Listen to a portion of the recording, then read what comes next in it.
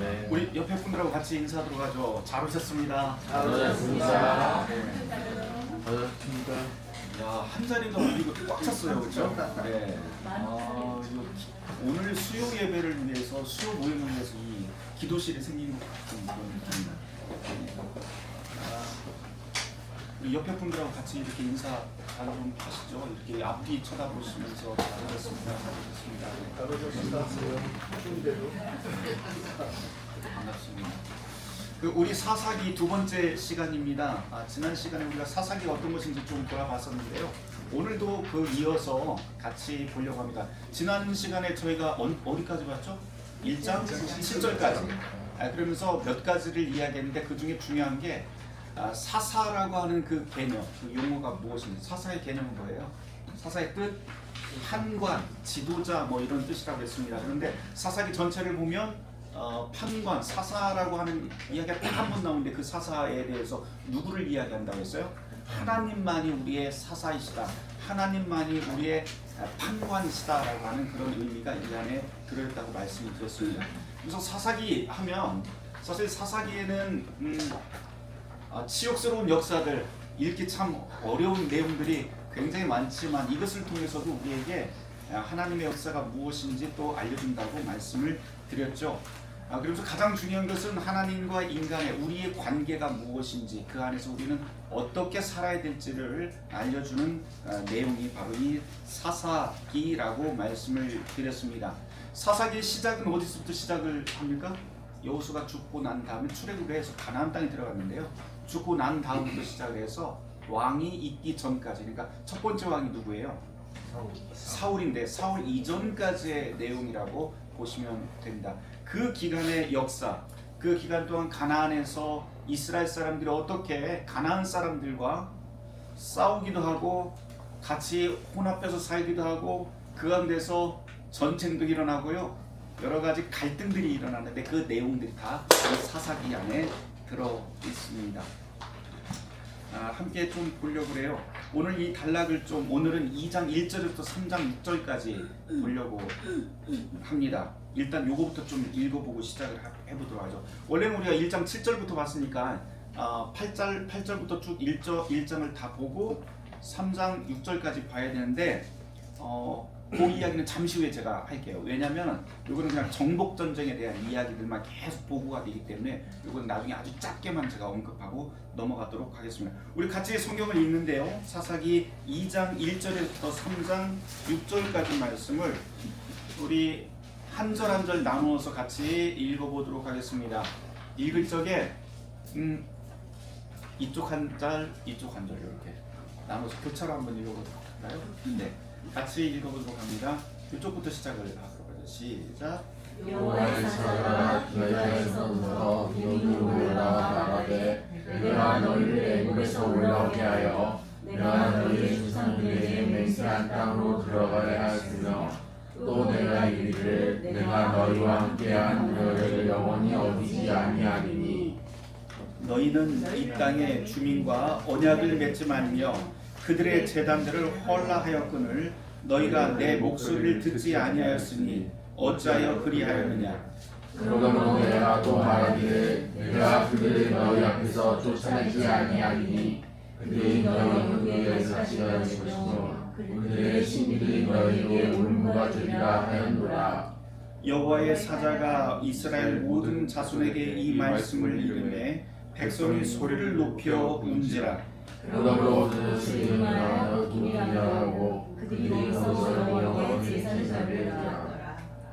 전에 여호수아가 백성을 보내매 이스라엘 자손이 각기 그들의 기업으로 가서 땅을 차지하였고 백성이 여호수아가 사는 날 동안과 여호수아 뒤에 생존한 장로들 곧 여호와께서 이스라엘을 위하여 하신 모든 큰 일을 본 자들이 사는 날 동안에 여호와를 섬겼더라.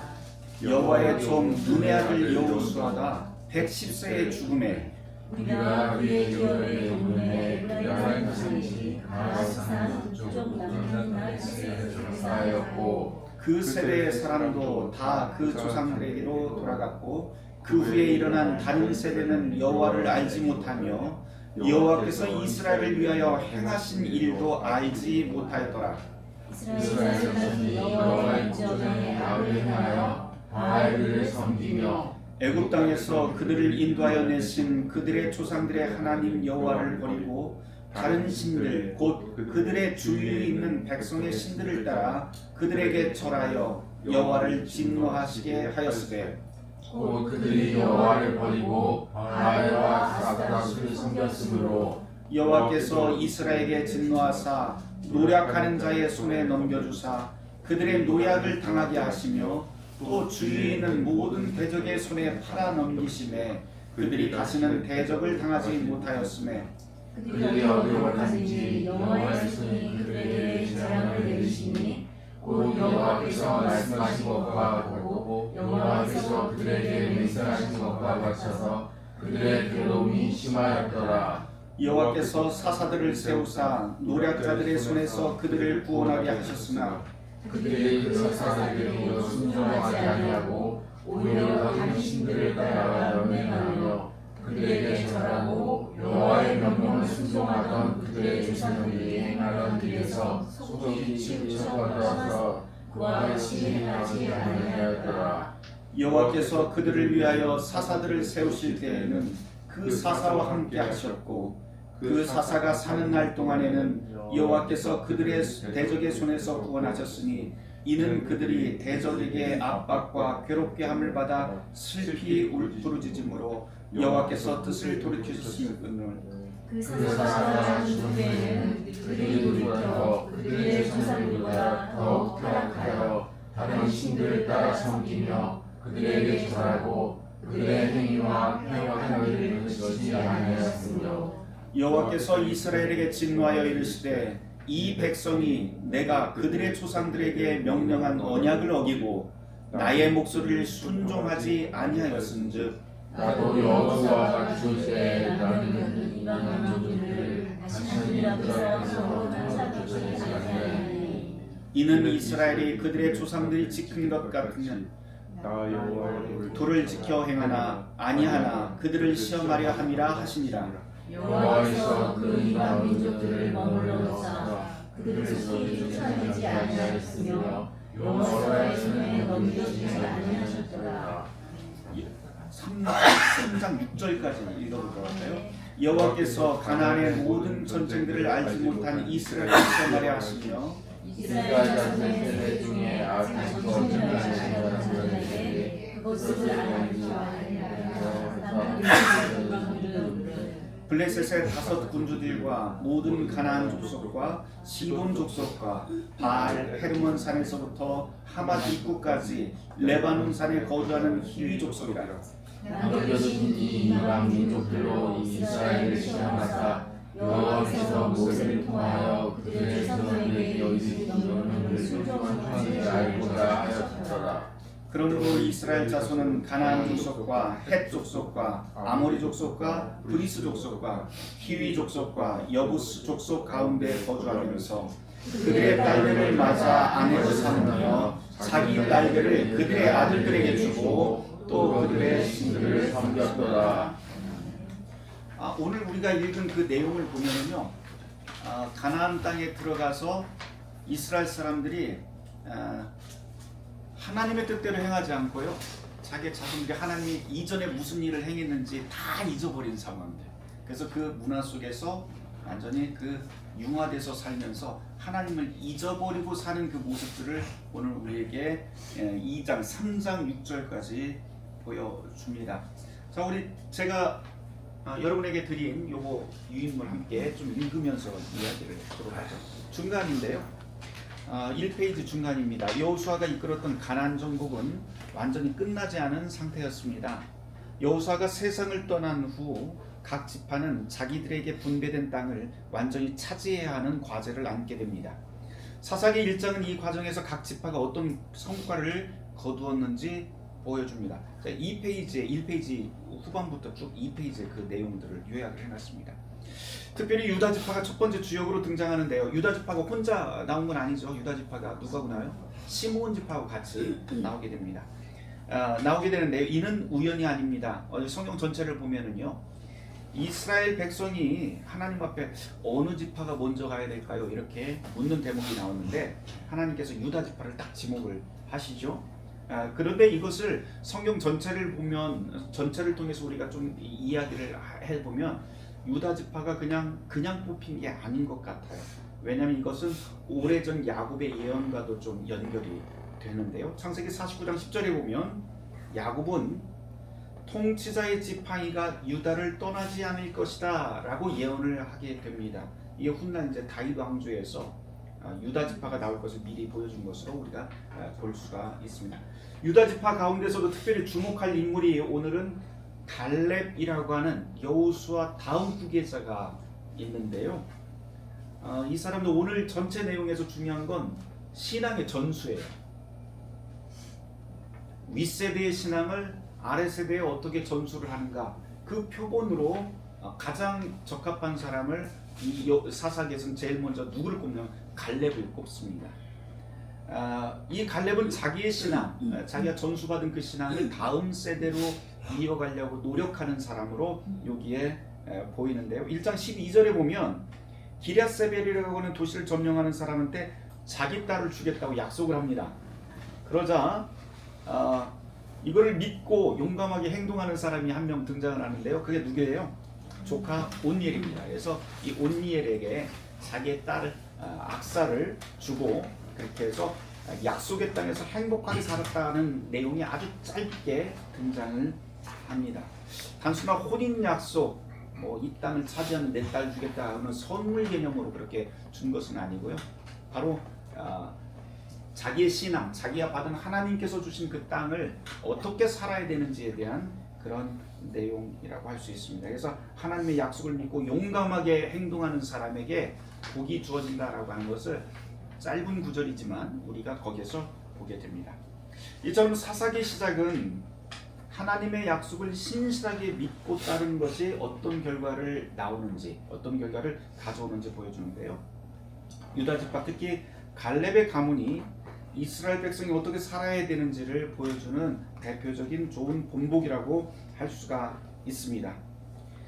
1장 8절부터 쭉 길게 이어지는 가나안 정복 이야기가 나오는데요.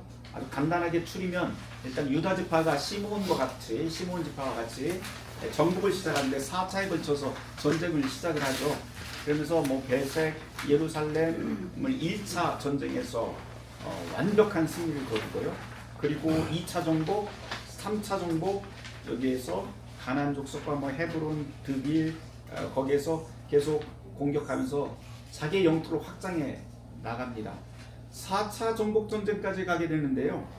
스밧 블레셋과 싸우는데 맨 마지막에 약간 문제가 생깁니다. 무슨 문제냐면은 골짜기 주민들은 철 병거가 있어서 다 쫓아내지를 못했다라고 하는 내용이 여기에 나옵니다.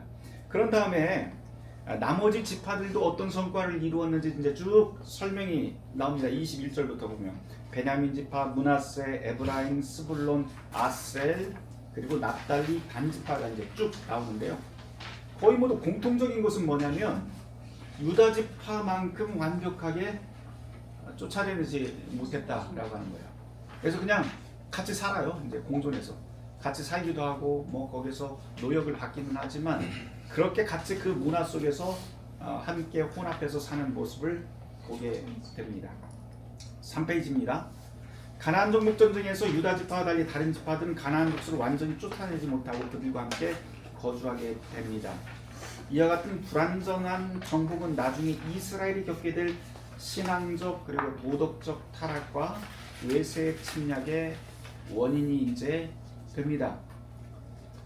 참고로 사사기 1장, 2장에 보면은요 언급되지 않은 지파가 있어요. 우리가 이스라엘 지파는 몇 지파예요?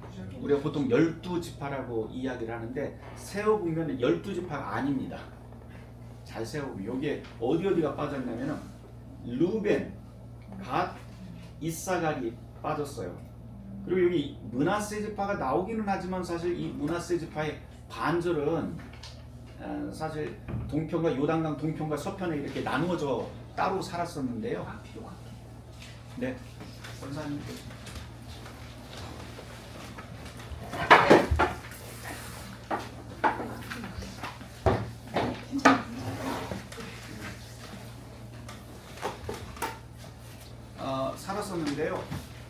그 지파 이야기도 므낫세의 반절도 나오지를 않습니다. 그래서 전체를 보면 또 레위 지파도 나오지를 않아요. 근데 레위 지파는 사실 12지파에 속하는가 안 속하는가 굉장히 애매합니다. 왜냐하면 레위 지파 같은 경우에는 땅을 기업으로 받지를 못하죠. 땅을 기업으로 받지 못하고 어떻게 되냐면 모든 지파 속에 다 나누어 들어가게 됩니다. 다 들어가서 뭐를 해요? 거기서 제사 드리는 일, 하나님께 예배하는 일을 맡게 되는 지파가 레위 지파예요. 그래서 레위 지파는 항상 모든 지파 가운데서 들어가서 살면서 자기가 땅이 없으니까 먹을 게 없잖아요. 그래서 반드시 그 땅에 거하는 그 지파들이 그 레위 지파를 먹여 살려야 될 책임과 의무를 갖게 됩니다. 또 특이한 것은 여러분들 여기에 나와 있는 이 지파들을 숫자를 세보면 레위 지파까지 다 하면 제가 언급한 것까지 하면 몇 지파가 되냐면 13지파가 됩니다. 12지파가 아닙니다. 이상해요. 근데 이유가 있어요. 이유가 있는데 12지파의 기원은 어떻게 되나요? 12지파가 어떻게 생겼어요? 12지파 누구의 아들들이에요? 누구의 아들? 야곱의 아들들이에요. 야곱의 12아들이 12지파입니다. 근데 여기 야곱의 12아들 그러면은 르우벤부터 큰아들이 르우벤부터 시작을 하는데요. 특이한 거는 여기에 지금 빠져있는 게 누구이냐면 야곱의 아들 중에 누가 빠졌어요? 되게 중요한 사람이 한 명 빠졌는데 그게 요셉입니다. 요셉이 빠져있어요. 요셉이 빠진 이유가 뭐냐면 요셉 대신에 요셉의 두 아들이 들어갑니다. 에브라임과 므낫세가 여기에 12지파로 들어가게 돼요. 그래서 혹자들은 그 12지파를 어떻게 계산을 해야 되는가라고 하는 것 가지고 또 이야기들이 굉장히 많아요. 요셉을 넣게 되면 거기에 레위까지 해서 12지파가 되는 거고요. 실제적으로는 요셉은 에브라임과 므낫세를 낳았기 때문에 또 레위 지파는 거기서 빠진다. 다 그 안에 들어가기 때문에 요렇게 해서 12지파다라고 이야기하는 분도 있습니다. 어찌되었건 전체를 다 하면 그냥 12지파 그냥 상징적인 의미로서 12지파라고 이야기를 하지만 엄밀히 이야기하면 야곱의 12아들뿐만 아니고 손자까지도 들어간다라고 이야기하는 게 가장 옳은 것 같습니다. 여하튼 그렇습니다. 그런데 왜 여기에 르벤, 갓, 이사갈 이런 지파들이 여기에 들어가지 않았을까? 라고 하는 것도 또 질문거리입니다. 이스라엘이면 같이 다 가나안 땅에 들어갔으니까 다 같이 싸워야 되는 거 아니에요? 근데 이 사람들은 안 들어가요. 이유는 아주 간단해요. 이미 땅을 차지를 했어요. 이미 여호수아로부터 이미 가나안 땅에 딱 들어가서 땅을 아주 안전한 땅을 차지했기 때문에 굳이 가서 싸워야 될 이유가 없었던 거예요. 이 팀들은. 그래서 여기에서 이 사람들은 이 지파들은 빠지게 됩니다. 자, 계속 읽어보도록 하죠. 사사기 1장 승리의 의미. 사사기 1장에서 보여주는 가나안 정복 과정은 각 지파마다 다른 결과들을 보여주는데요. 그 중에서도 유다 지파가 가장 성공적인 정복을 이루게 됩니다. 그 핵심적인 이유를 사사기 1장 19절에서는 뭐라고 이렇게 이야기하면 여호와께서 유다와 함께 계셨으므로 여호와께서 유다와 함께 계셨기 때문에 완벽한 승리를 가져올 수 있었다. 압도적인 승리를 가져올 수 있었다. 라고 그렇게 우리에게 알리고 있습니다. 이게 사실은 단순한 그런 관용구라든지 뭐 이런 게 아닌 것 같아요. 사사기 전체를 읽어보면. 그래서 이것은 성경 전체에서도 우리에게 주는 굉장히 중요한 메시지인데요. 하나님께서 우리와 함께 하신다. 우리가 보통 이제 임마누엘이라고 하는데요. 하나님께서 우리와 함께 하시는 것이 가장 최고의 복으로 성경은 우리에게 가르쳐 줍니다. 우리는 복 그러면은 뭐부터 생각을 해요? 복. 일단 성공하고 돈 많이 벌고 건강하고 이거를 복으로 생각하지만 성경이 말하고 있는 복은 좀 달라요. 그 복은 그런 환경에 의해서 움직이는 그런 복이 아닙니다. 하나님과 함께 살아가는 게 복이에요. 이게 성경이 계속 이야기해요. 우리의 건강 뭐 이런 거는 건강하다가 병도 들 수 있고 또 사업하다가 망할 수도 있고 또 번성할 수도 있어요. 언제든지 그 상황대로 움직여요. 그런데 그런 모든 상황 가운데서도 하나님이 함께 하신다라고 하는, 하나님과 함께 하시면 그 모든 것을 다 뚫고 나갈 수 있는 힘이 되는 거죠. 제가 엊그제죠. 월요일에 이제 CBS 방송 촬영이 있어서 갔는데 목사님들하고 이야기하다가 무슨 이야기하냐면 성공주의에 대해서 막 이야기가 나왔어요. 2단 성공주의. 근데 거기에서 이야기하는 게 뭐 돈 많이 벌고 성공하고 막 이런 이야기가 막 한대요. 그랬더니 옆에서 막 듣더니 어떤 목사님이 딱 하시는 소리야. 에이 그래도 다 죽어. 그래. 어차피 다 죽어. 사람의 일이라고 하는 게 사실 그렇잖아요. 어차피 다 죽어요. 그런데 죽지 않는 영원한 진리, 성경이 이야기하는 건 뭐예요? 하나님이 함께 하신다. 우리가 죽든 살든 하나님이 함께 하신다라고 하는 그 복음이 성경이 이야기하는 진짜 복이에요. 우리는 그걸 믿고 사는 거죠. 그 자리에 돈, 재물, 권력 같은 걸 자꾸 올려놓고 삽니다. 사사기도 똑같은 이야기를 하는 거예요. 그래서 진정한 승리가 무엇이냐? 진정한 성공이 무엇이냐? 바로 하나님이 우리와 함께 하신다라고 하는 것. 그래서 유다 지파의 그 정복 전쟁이 이것을 위대하게 이야기를 하고 있는 것이죠. 여기서 중요한 것은 그 하나님의 약속이 단순히 유다 지파 하나에게만 주어지지 않았다라고 하는 사실이에요. 그래서 1장에 보면 1장 2절에 내가 이 땅을 그의 손에 넘겨주었노라. 그는 누구예요? 이스라엘 자손 모두에게 넘겨주었다는 거예요. 그래서 이스라엘 전체를 향한 하나님의 복된 약속이 주어졌다. 그런데 왜 어떤 지파는 성공하고 어떤 지파는 이렇게 망하는 꼴이 되었을까? 이 승패를 가질 결정적인 요인이 바로 하나님이 우리와 함께 하신다라고 하는 그 진리를 받아들이고 그 앞에서 그분과 함께 가렸냐 아니냐, 이 순종과 불순종의 거기에서부터 그 기준이 갈린다라고 이야기를 할 수가 있습니다. 일부 지파들이 성공하지 못한 것은 하나님이 없어요 라고 하는 게 아니라 하나님이 우리에게 떠났다라고 하는 게 아니라요, 하나님이 함께 계시지만 그분의 말씀을 청종하지 않고 그분의 뜻을 따르지 않기 때문에 그렇게 실패했다. 결코 군사력의 문제가 아니다라고 하는 것을 성경이 우리에게 가르쳐 줍니다. 그래서 사무엘상 17장 47절에서 분명히 이렇게 이야기를 해요. 전쟁은 여호와 하나님께 속한 것이다 라고 그렇게 고백을 하죠. 이 원리가 오늘날 그리스도인에게도 동일하게 적용이 되는데요. 현대 그리스도인들은 진정한 전쟁은 물리적인 정복이 아닌 혼탁하고 기준 없는 세상에서 복음을 삶의 기준으로 삼아서 그리스도의 공동체로 신실하게 살아가는 일종의 영적 전쟁이라고 할 수가 있습니다. 제가 이런 뭐 영적 전쟁 이런 말 잘 안 쓰는데요. 한번 써봤어요. 여기다. 제가 이 영적 전쟁이라고 하는 말을 안 쓰는 이유는 사람들이 영적 전쟁하면 굉장히 신비하고 뜬구름 잡는 이야기만 자꾸 해서 제가 쓰지는 않지만 의미가 있는 용어예요. 무슨 용어냐면 영적이라고 하는 것은 하나님의 영에 사로잡혀서 살아가는 것을 뜻합니다. 하나님의 영에 사로잡혀서 살아간다고 다른 말로 하면 하나님과 동행하면서 그분의 뜻을 받들어서 사는 것, 이것을 영적인 삶이라고 이야기를 할 수가 있어요. 뭐 신비한 것, 뭐 안 보이는 것 이런 것을 따라 사는 게 아닙니다. 물론 이 영적 전쟁이라고 하는 말은 설명해야 될 부분이 굉장히 많은데요. 우리의 현실에서 이 말을 조금 바꿔놓는다면 그리스도인이면 그리스도인답게 살아야 된다. 하나님의 백성이면 하나님의 백성답게 살아야 된다 라고 하는 말이 됩니다. 그런데 우리가 사는 현실은 절대 그렇지 않아요. 녹록하지 않아요. 그렇죠? 하나님의 뜻을 받들어서 산다는 게 쉬운 일인가요? 절대 그렇지 않습니다.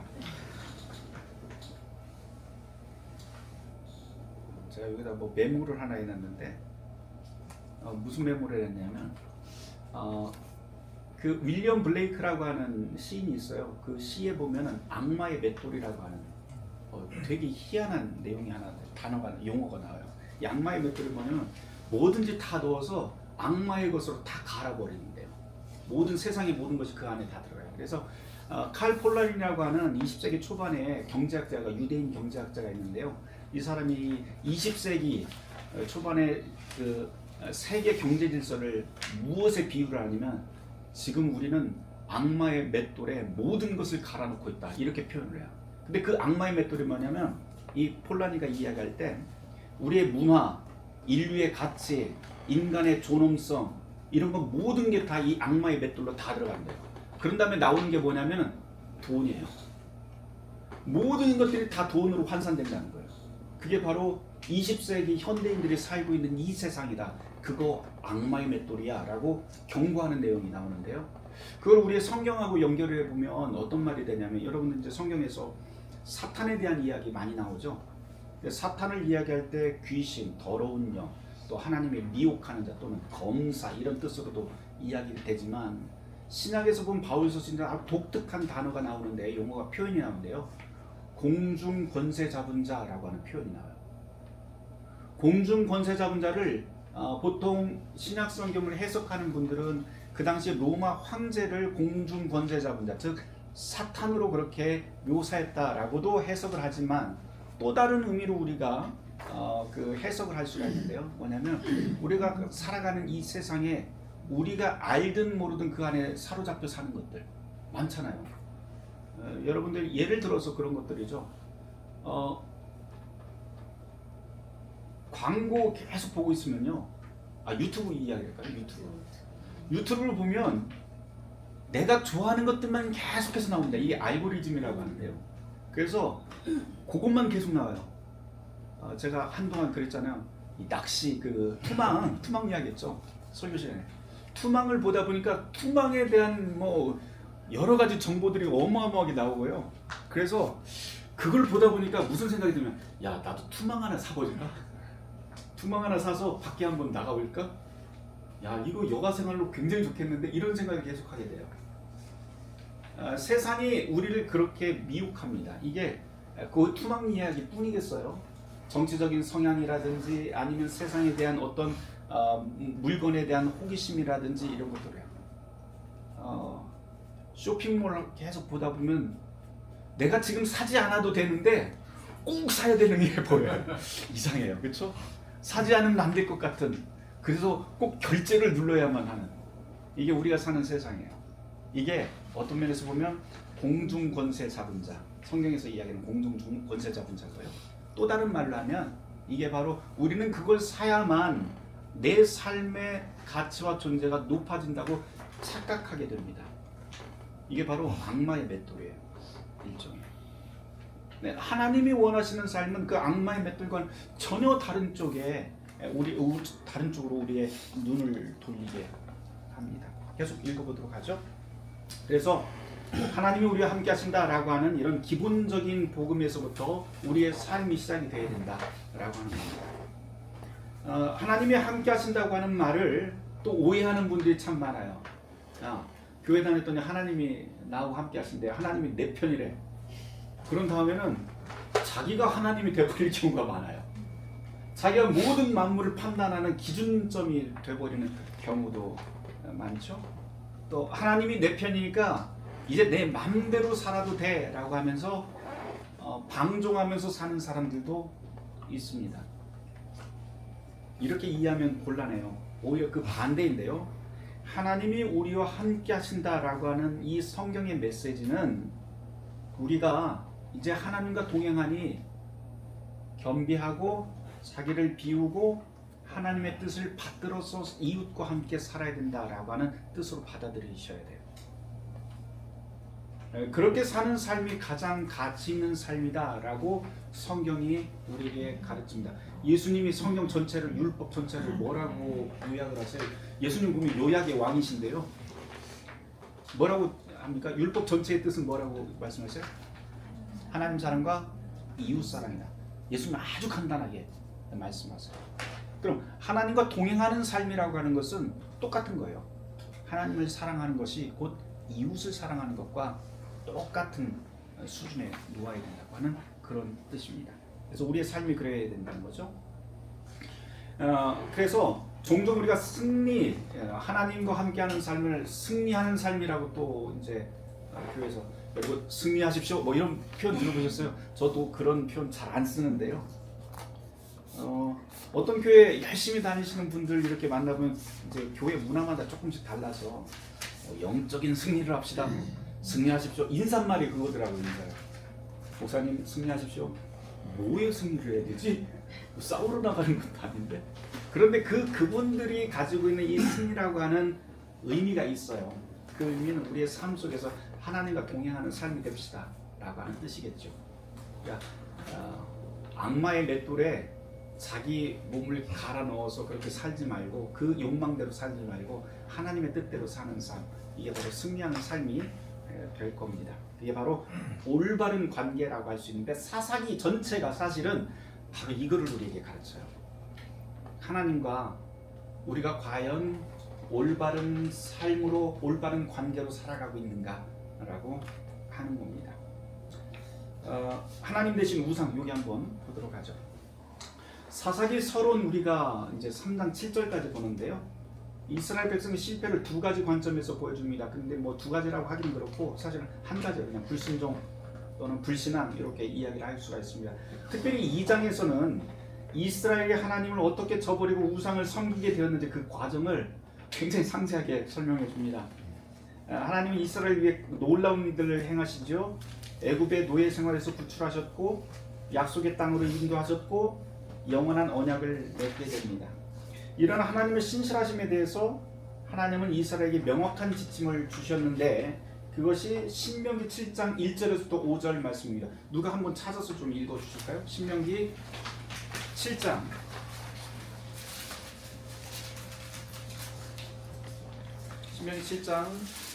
1절에서부터 5절. 내 하나님 여호와께서 너를 인도하사 내가 가서 차지할 땅으로 들이시고 내 앞에서 여러 민족 헷 족속과 기르가스 족속과 아모리 족속과 가나안 족속과 브리스 족속과 히위 족속과 여부스 족속 곧 너보다 많고 힘이 센 7 족속을 쫓아내실 때 내 하나님 여호와께서 그들을 내게 넘겨 내게 치게 하시리니 그때 너는 그들을 진멸할 것이라. 그들과 어떤 언약도 하지 말 것이요 그들을 불쌍히 여기지도 말 것이며 또 그들과 혼인하지도 말지니 내 딸을 그들의 아들에게 주지 말 것이요 그들의 딸도 내 며느리로 삼지 말 것은 그가 내 아들을 유혹하여 그가 여호와를 떠나고 다른 신들을 섬기게 하므로 여호와께서 너희에게 진노하사 갑자기 너희를 멸하실 것임이니라. 오직 너희가 그들에게 행할 것은 이러하니 그들의 제단을 헐며 주상을 깨뜨리며 아세라 목상을 찍으며 조각한 우상들을 불사를 것이니라. 그 1장에서 1절에서부터 5절까지 가장 핵심적인 내용은 뭘까요? 뭐 결혼하지 말라 뭐 이런 게 아니에요. 사실은 여호와께서 여호와로부터 떠나게 되는 것을 하나님께서는 그것을 막으신 거예요.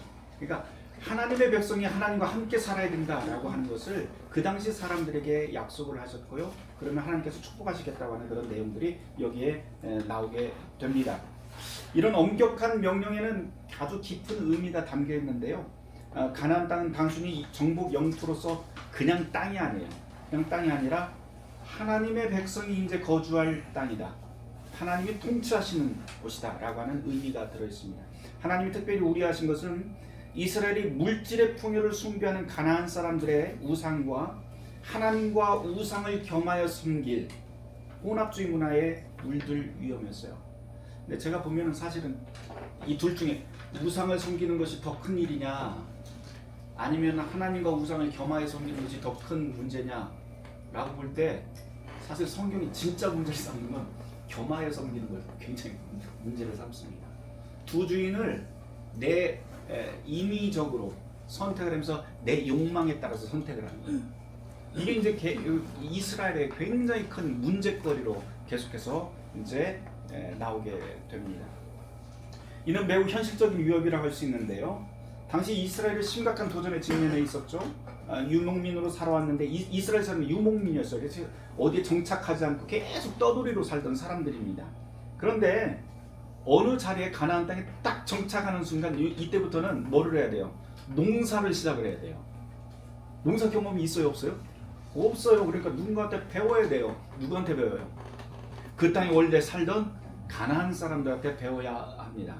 그런데 이 사람들한테 농사 뭐 경작법이라든지 이런 걸 배우다 넌지시 배우다 보니까 이 사람들이 이 가나안 사람들이 무슨 이야기를 하냐면 우리가 이게 풍년이 들기 위해서는 반드시 해야 되는 일이 있대요. 그냥 씨 뿌리고 땅 갈고 이것뿐만으로 되는 게 아니고 뭐를 해야 된다고 그래요? 제사를 지내야 된다는 거예요. 바알이에요. 풍요의 신인, 이 풍요를 관장하는 신이 바알인데 그리고 아스타로스라고 하는 다산의 신을 우리가 섬기면은 이게 대박나 이렇게 이야기해요. 그래서 이스라엘 사람들도 지금 먹고 사는 게 목구멍이 포도청이잖아요.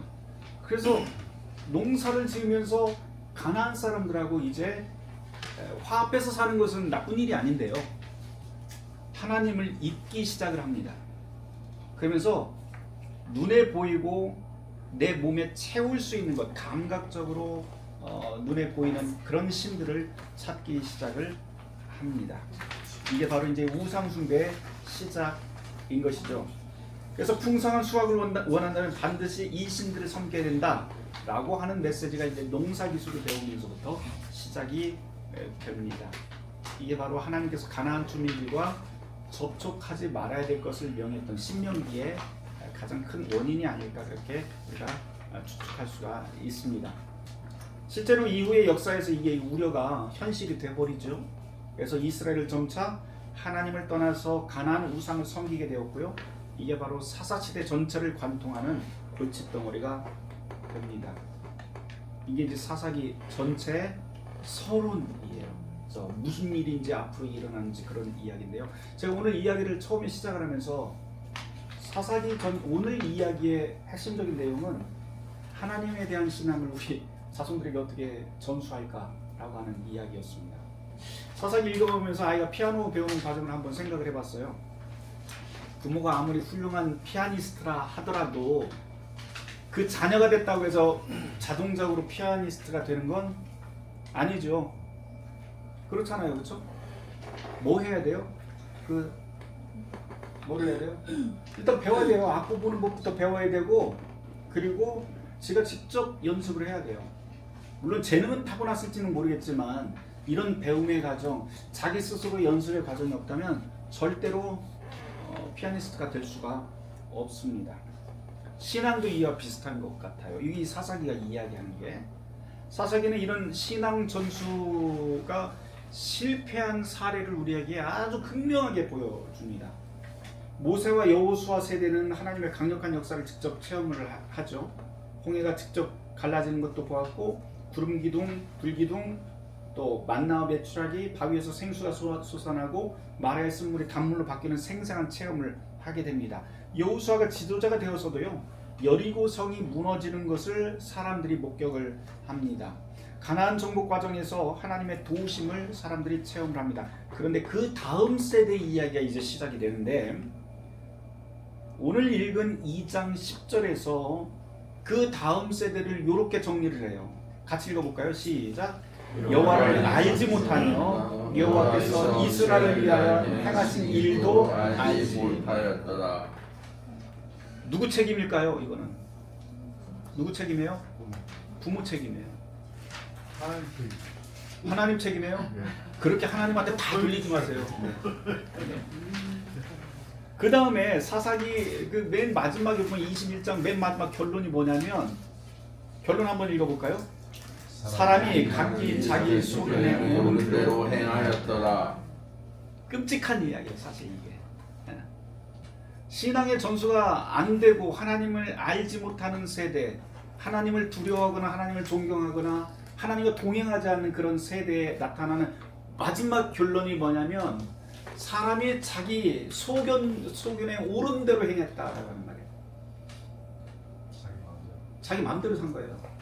그러니까 권위가 없는 세대가 돼버리는 거예요. 지도자도 없고요, 가르치는 사람도 없고 오직 누가 왕이에요? 나 자신이. 내 말이 제일 내 말 안 들으면 다 소용없는 거예요. 그런 세대가 돼버린다는 거예요. 그런 세대가 권위 없는 세대. 신앙의 전수라고 하는 게 이렇게 중요하다라고 하는 겁니다. 이게 뭐 비단 이 이스라엘 역사뿐이겠어요. 교회도 마찬가지고요. 사회도 마찬가지예요. 계속 읽어보도록 하죠. 마치 부모 세대가 경험한 7, 80년대 교회 부흥을 요즘 자녀들이 전혀 실감하지 못하는 것과 비슷하다는 인상도 저는 읽게 됩니다. 부모들 뭐 새벽 예배, 철야기도, 수련회나 부흥회에서 받았던 은혜, 감동, 뭐 말씀을 통해서 받은 은혜, 다들 우리끼리는 이야기하는데요. 이 시대 자녀들한테 그런 이야기하면 애들 어떻게 생각하는 줄 아세요? 전설의 고향 이야기인 줄 알아요. 전설의 고향.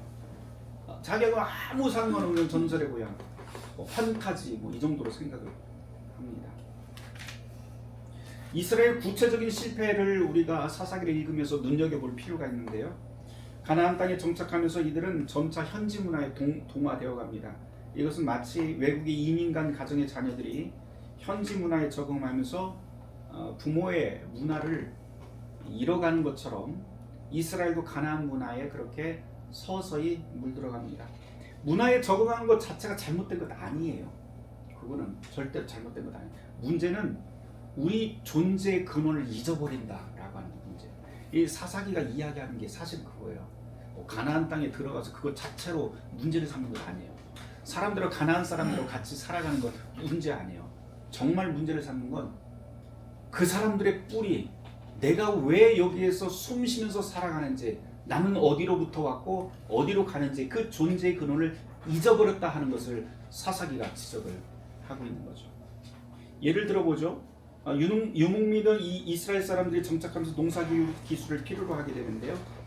가나안 사람들에게 농사 배우는 건 자연스러운 일이죠. 근데 거기서부터 문제가 생기게 됩니다. 이건 뭐 앞서서 이야기를 했는데요. 이거는 마치 우리가 직장 생활하면서 업무를 배우기 시작을 하면 자연스럽게 몸을 망가뜨리기 시작을 해요. 뭐 예를 들어서 회식 문화라든지 회사의 이익을 위해서 양심은 잠깐 저쪽에다 두고 거짓말을 해야 되는 상황이라든지 뭐 이런 것과 아주 유사한 것 같습니다. 하나님은 이런 위험을 아시고 신명기에 이미 그런 경고를 하셨던 거죠. 그러니까 원론적인 경고를 하신 거예요. 제가 이제 여러분들도 그랬겠지만 메일링을 받는 게 있어요. 메일링이 뭐냐면 이제 정기적으로 어디에서 보내는 그 메일을 받아서 그 글을 읽는 게 있는데 그 중에 하나가 국회 도서관에서 그 서평을 일주일에 한 번씩 보내주는 게 있어요. 이제 최근에 나오는 책들 그 서평인데 어제 저한테 제가 받은 그 메일링의 그 책 이름은 정상과로예요. 정상과로라고 하는 책인데 아주 짧은 이렇게 한 바닥밖에 안 돼서 쭉 읽어보니까 오늘 이야기에 참 잘 맞겠다 그런 생각이 듭니다. 거기에 이런 구절이 나오더라고요. 현대 사회에서 과로는 더 이상 비정상이 아니다. 성실함과 생산성을 상징하며 정상으로 받아들여진다. 현대 사회에서 과로는 성공, 책임, 노력이라고 하는 이름으로 둔갑하였다. 그런데 이것은 개인의 건강, 가정, 사회를 망가뜨리는 원인이 되었다. 이렇게 이런 표현이 있어요. 물론 이게 뭐 우리한테 그대로 들어오는 것은 아니지만 우리도 모르는 사이에 잘못된 것인데도 불구하고 이것을 그냥 너무 당연하게 긍정적인 의미로 받아들이는 사회 속에서 우리가 살아가지 않는가라고 하는 거예요. 이스라엘 사람들이 출애굽에서 가나안 땅으로 들어갔을 때 무상을 받아들이고 그 사람들의 문화 속에 동화되면서 하나님을 점점 잊어버리게 되는데 그 과정을 이스라엘 사람들은 그냥 정상으로 받아들인 거예요.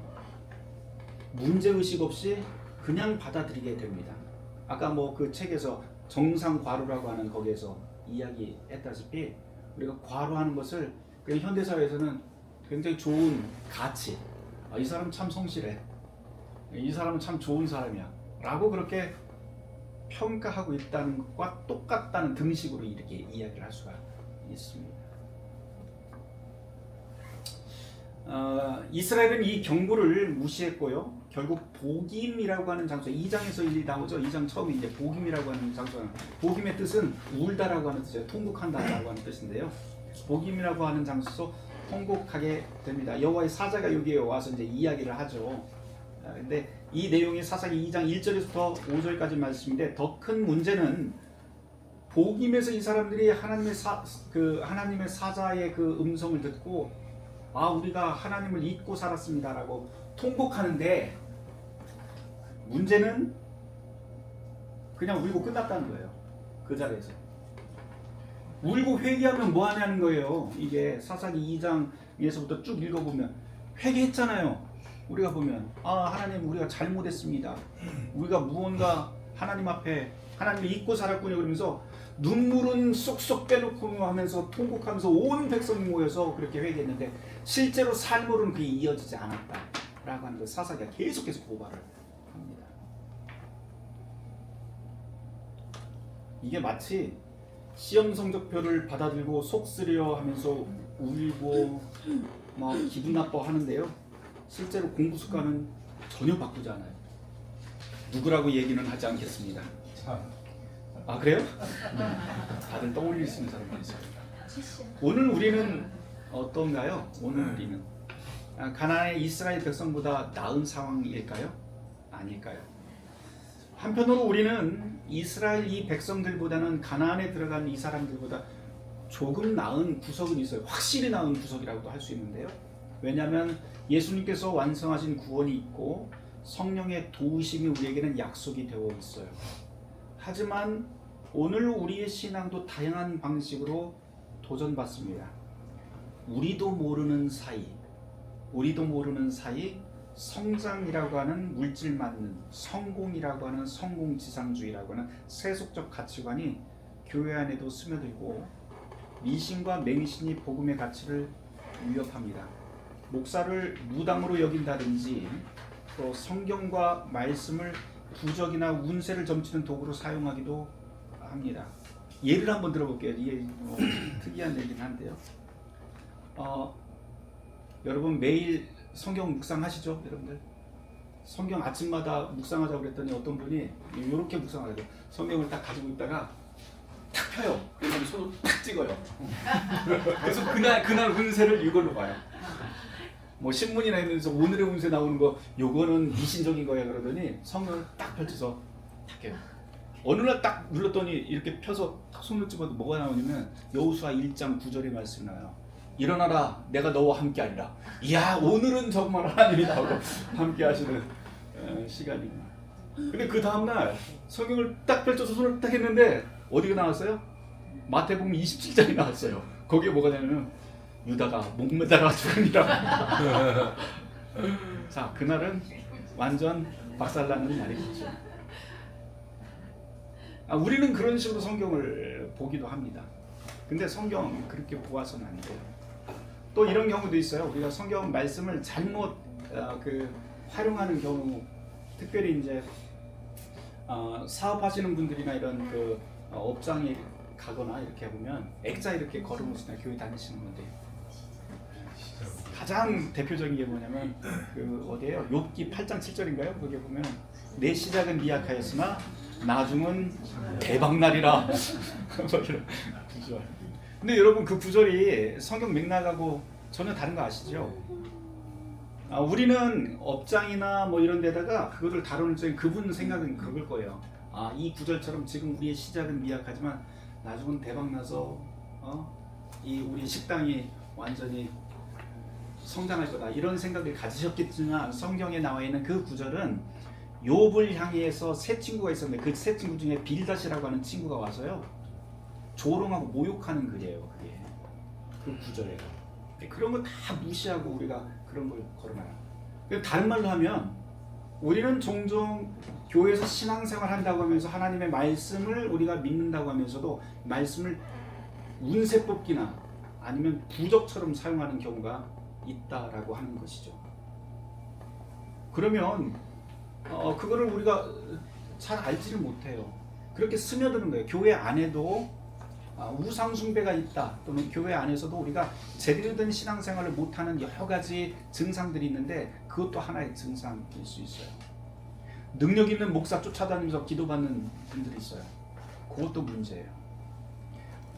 성경이 이야기하고 있는 것은 누구를 통해서 하나님의 능력을 받는 게 아니고요. 우리가 하나님과 1대1로 말씀을 통해서 1대1로 우리가 기도하고 성경을 스스로 읽고 하면서 하나님의 은총을 받아 그 힘으로 살아가게끔 만드는 겁니다. 자칫 잘못하면 목사가 무당이 돼버려요. 여러분한테. 절대 그러지 마세요. 목사를 너무 신뢰하지 마시고요. 하나님의 말씀, 이 말씀 안에 있는 그 하나님, 우리와 함께 동행하신다고 하는 그 약속을 믿고 사셔야 돼요. 사사기가 그 이야기를 하는 거예요. 맞아요. 그치? 이럴 때는 아멘 나와야 됩니다. 자, 계속 한번 읽어보도록 하죠. 변해야 돼요. 그런데 진정한 변화라고 하는 것은 우리가 완벽할 필요는 없습니다. 지금부터 어떻게 한꺼번에 변하면 그 사람 이상한 거예요. 그렇죠? 그렇죠? 그래서 천천히 변해도 됩니다. 천리길도 한 걸음부터. 그러니까 매일 어제보다는 오늘, 오늘보다는 내일이 조금씩이라도 여러분들이 먼지 쌓이듯이 바뀌면 됩니다. 예를 들어서 제가 늘 하는 이야기잖아요. 매일 침상에 일어나서 여러분들 기도하고 시작을 좀 해보세요. 하나님, 제가 이렇게 오늘 하루를 시작하게 됩니다. 주님께서 함께 동행해 주시면 제가 그 힘으로 오늘 하나님의 뜻을 받들어서 이웃과 함께 살아가겠습니다. 또 내가 주일 예배만 해도 빠지지 않겠습니다. 이것도 이제 뭐 주일 성수라고 하는 개념 그런 거하고 연결을 시키는 게 아니고 여러분들이 하나님과 동행하겠다고 하는 일종의 결단, 신앙적인 결단들이 우리에게 필요합니다. 또 이런 것도 할 수 있죠. 일일 일선, 하루에 한 가지 착한 일은 내가 반드시 하겠습니다. 하나님, 이렇게 결단을 하고 그렇게 살아가려고 의도적으로 살아가면서 연습하는 것도 필요합니다. 거짓말하지 않겠다, 뭐 이런 거.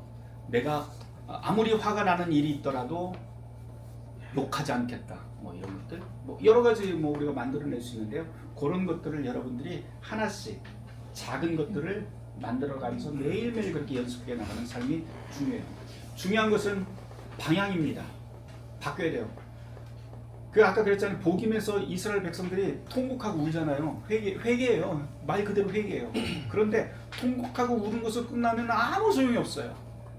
그 삶이 바뀌어야 돼요. 삶이, 방향이, 우리의 삶이. 그래서 우리의 삶이 하나님을 향해 있는가, 아니면 세상의 욕망을 향해서 아까 이야기했던 악마의 맷돌 속에 나를 갈아넣으면서 살고 있는가 라고 하는 것도 여러분이 늘 점검을 해야 됩니다. 나 자신뿐만 아니고 사사기가 오늘 이야기하는 건 우리의 자녀들에 대한 이야기도 함께 여기 언급할 수가 있죠. 단순히 교회에 데려가는 것, 요거 중요하긴 한데요. 데려가는 것을 넘어서 가정에서 하나님을 경험할 수 있도록 부모들이 노력을 해야 됩니다.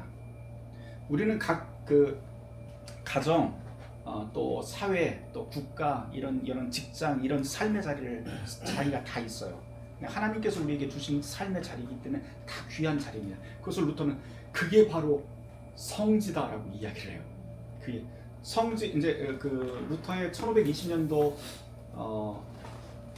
3대 논문이라고 하는 게 있는데요. 그 중에 뭐가 있냐면 중간에 한 10월달쯤 쓴 글 중에 독일 크리스찬 귀족의 그 고함이라고 하는 아주 막 과격한 글이 있어요. 근데 거기에 여러 가지 목록이 나와요. 우리 교회가 지금 바뀌어야 될, 독일 교회가 바뀌어야 될 목록들이 쭉 나오는데 그 중에 하나가 성지순례라고 하는 목록이 하나 나와요. 그 당시 교회에서 사람들이 성지순례를 가는 게 거의 뭐 유행처럼 돼 있었고, 성지순례를 가면 하나님의 은혜를 더 잘 받을 수 있고 내가 조금 더 은혜로운 사람이 될 수 있다고 생각을 하게 됩니다. 루터가 거기다 무슨 이야기를 하면 우리의 성지가 어딘가라고 하는 이야기를 해요. 우리의 성지는 하나님께서 우리에게 보내신 삶의 자리, 바로 가정, 그리고 직장, 국가, 뭐 이런 식으로 우리가 이야기를 할 수가 있는데, 내가 지금 서 있는 이 자리야말로 하나님이 우리에게 보내신 자리다. 거룩한 자리. 그러므로 우리가 매일 일상의 일을 성실하게 살아가는 것 자체가 뭐가 되냐면 그것이야말로 진정한 성지순례라고 하는 이야기를 합니다. 예전에 우리 교회에서 성지순례 간다고 했다가 그 에피소드가 있는데요. 이건 나중에 제가 좀 말씀드릴게요. 성지순례 간다고 했다가 그게 뒤집어진 적이 있었죠.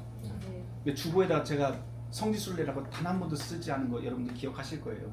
나중에 이제 지영일 장로님 오셔갖고 그게 엎어지니까 그때 오셔서 엎어졌다고 말씀을 하시면서 딱 돌아섰다가 저한테 무슨 말씀을 해요? 목사님, 근데 1년 내내 주보에는 성지순례라고 하는 단어가 없는 그때서 말씀을 하시더라고요. 그래서 그때 이제 오늘 그 이야기를 했던 거예요. 했더니 지장로님 그런 뜻이 있었군요. 그러면서 고개를 끄덕끄덕하고 나가신 일이 있습니다. 우리가 살아가는 일상이 진짜 성지예요. 성지순례예요, 여러분들.